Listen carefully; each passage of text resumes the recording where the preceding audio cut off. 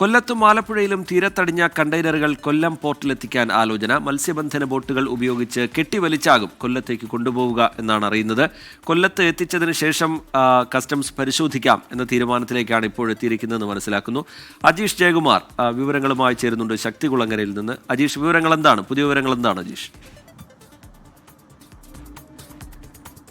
ശ്രീജിത്ത്, ഇവിടെ അല്പസമയം മുമ്പാണ് ഈ ഷിപ്പിംഗ് കമ്പനിയുടെ, അതായത് MSC ഏർപ്പെടുത്തിയ, ഇപ്പോൾ വിഴിഞ്ഞത്തിൽ നിന്ന് ഒരു പ്രത്യേക സംഘം ഇവിടെ എത്തിയിരുന്നു. അത് ഈ ഷിപ്പിംഗ് കമ്പനിയുടെ വെണ്ടർമാരാണ്. അവരും അപ്പം തന്നെ NDRF സംഘവും, അത് ഇവിടുത്തെ ഔദ്യോഗിക ജില്ലാ ഭരണകൂടം ഉൾപ്പെടെയുള്ളവർ ഒരു പ്രാഥമിക ചർച്ച നടത്തിയതിലാണ് ഇങ്ങനെ ഒരു ആലോചനയിൽ എത്തിയത്. അതായത് ഇവിടെ അടിഞ്ഞുകൂടിയിട്ടുള്ള ഈ കണ്ടെയ്നറുകൾ, 9 കണ്ടെയ്നറുകൾ ഇവിടെ ഈ ശക്തികുളങ്ങര ഹാർബറിന് തീരത്ത് എത്തിയിട്ടുണ്ട്, അടിഞ്ഞുകൂടിയിട്ടുണ്ട്.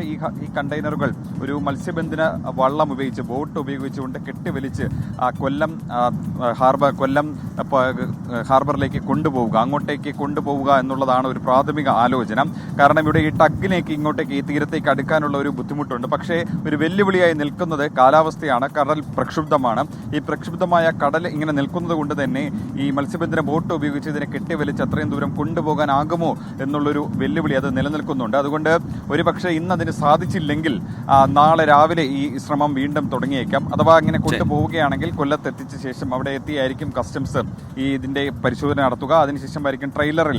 കൊല്ലത്തിന്റെയും ആലപ്പുഴയുടെയും ഒക്കെ തീരത്തടിഞ്ഞ കണ്ടെയ്നറുകൾ കൊല്ലം പോർട്ടിലേക്ക് എത്തിക്കാനുള്ള ആലോചനയാണ് ഇപ്പോഴുണ്ടാവുന്നത്. അത് മത്സ്യബന്ധന ബോട്ടുകൾ ഉപയോഗിച്ച് കെട്ടിവലിച്ച് കൊണ്ടുപോകാനുള്ള നീക്കമാണ് ഉണ്ടാവുന്നത്.